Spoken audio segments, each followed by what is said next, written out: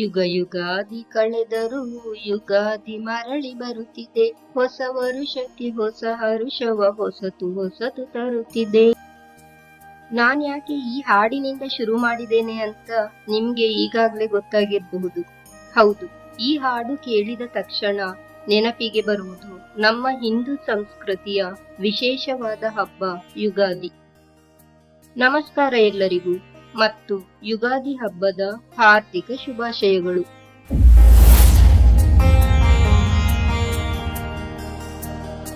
ಬನ್ನಿ ನಾವಿವತ್ತು ಯುಗಾದಿ ಹಬ್ಬದ ಬಗ್ಗೆ ಚಿಕ್ಕ ಮಾಹಿತಿಯನ್ನು ತಿಳಿದುಕೊಳ್ಳೋಣ. ಯುಗಾದಿ ಎಂಬ ಪದವು ಸಂಸ್ಕೃತ ಪದಗಳಾದ ಯುಗ ಅಂದರೆ ವರ್ಷ ಮತ್ತು ಆದಿ ಅಂದರೆ ಆರಂಭದಿಂದ ಬಂದಿದೆ. ಇದರರ್ಥ ಹೊಸ ಯುಗದ ಆರಂಭ ಅಥವಾ ಹೊಸ ವರ್ಷದ ಆರಂಭ. ಯುಗಾದಿಯು ಹಿಂದೂ ಪಂಚಾಂಗದ ಪ್ರಕಾರ ವರ್ಷದ ಮೊದಲ ದಿನವೆಂದು ಪರಿಗಣಿಸಲಾಗುತ್ತದೆ.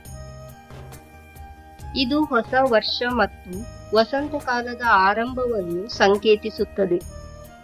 ಯುಗಾದಿಯು ಕಹಿ ಮತ್ತು ಸಿಹಿ ಅನುಭವಗಳ ಮಿಶ್ರಣದೊಂದಿಗೆ ಜೀವನ ಚಕ್ರವನ್ನು ಸಂಕೇತಿಸುತ್ತದೆ ಮತ್ತು ಹೊಸ ಆರಂಭ, ಭರವಸೆ ಮತ್ತು ಸಮೃದ್ಧಿಯನ್ನು ಸೂಚಿಸುತ್ತದೆ.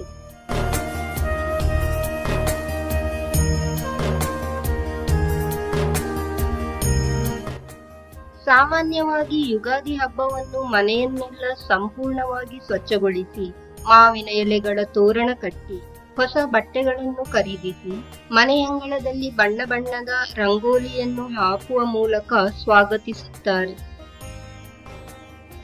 ಹಾಗೂ ಬೇವು ಮತ್ತು ಬೆಲ್ಲವನ್ನು ಎಲ್ಲರಿಗೂ ಹಂಚಿ ತಾವು ಸೇವಿಸುತ್ತಾ ವಿಜೃಂಭಣೆಯಿಂದ ಆಚರಿಸುತ್ತಾರೆ.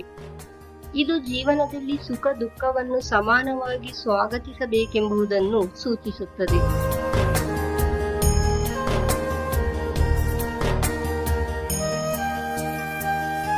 ಯುಗಾದಿಯು ಭಾರತದ ದಕ್ಷಿಣ ರಾಜ್ಯಗಳಲ್ಲಿ ಅಂದರೆ ವಿಶೇಷವಾಗಿ ಆಂಧ್ರಪ್ರದೇಶ, ತೆಲಂಗಾಣ, ಕರ್ನಾಟಕ ಮತ್ತು ಮಹಾರಾಷ್ಟ್ರ ರಾಜ್ಯಗಳಲ್ಲಿ ಜನರು ಆಚರಿಸುವ ಮಹತ್ವದ ಹಿಂದೂ ಹಬ್ಬವಾಗಿದೆ.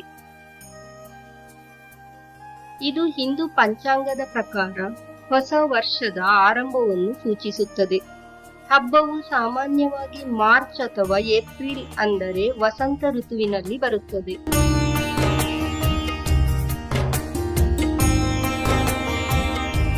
ಅನೇಕ ಪ್ರದೇಶಗಳಲ್ಲಿ ಯುಗಾದಿಯನ್ನು ಸುಗ್ಗಿಯ ಹಬ್ಬವಾಗಿ ಆಚರಿಸಲಾಗುತ್ತದೆ.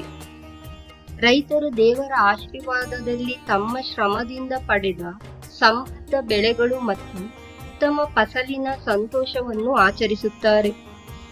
ಹಾಗೂ ಸಮೃದ್ಧ ಬೆಳೆಗಾಗಿ ಜನರು ದೇವರಿಗೆ ಕೃತಜ್ಞತೆಯನ್ನು ವ್ಯಕ್ತಪಡಿಸುತ್ತಾರೆ ಮತ್ತು ಮುಂಬರುವ ಕೃಷಿ ಋತುವಿನಲ್ಲಿ ಸಮೃದ್ಧಿಗಾಗಿ ಪ್ರಾರ್ಥಿಸುತ್ತಾರೆ.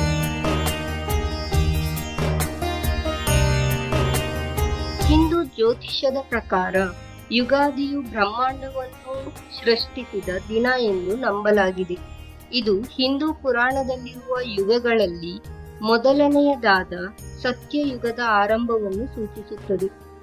ಬ್ರಹ್ಮಾಂಡದ ಸೃಷ್ಟಿಕರ್ತನಾದ ಭಗವಾನ್ ಬ್ರಹ್ಮನು ತನ್ನ ಸೃಷ್ಟಿ ಕಾರ್ಯವನ್ನು ಆರಂಭಿಸಿದ ದಿನ ಎಂದು ನಂಬಲಾಗಿದೆ.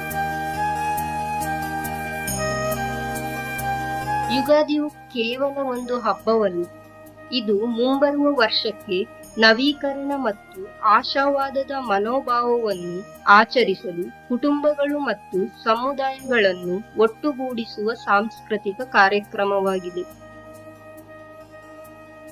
ಈ ವರ್ಷದ ಯುಗಾದಿಯನ್ನು ಸಂಭ್ರಮದಿಂದ ಸ್ವಾಗತಿಸುತ್ತಾ ನಮ್ಮ ಜೀವನದಲ್ಲಿ ಬರುವ ಎಲ್ಲ ಸಿಹಿ ಮತ್ತು ಕಹಿಗಳನ್ನು ಸಮಾನವಾಗಿ ಸ್ವೀಕರಿಸುವ ಶಕ್ತಿಯನ್ನು ಆ ದೇವರು ಎಲ್ಲರಿಗೂ ಕರುಣಿಸಲಿ ಎಂದು ಆಶಿಸುತ್ತೇನೆ. ಧನ್ಯವಾದಗಳು.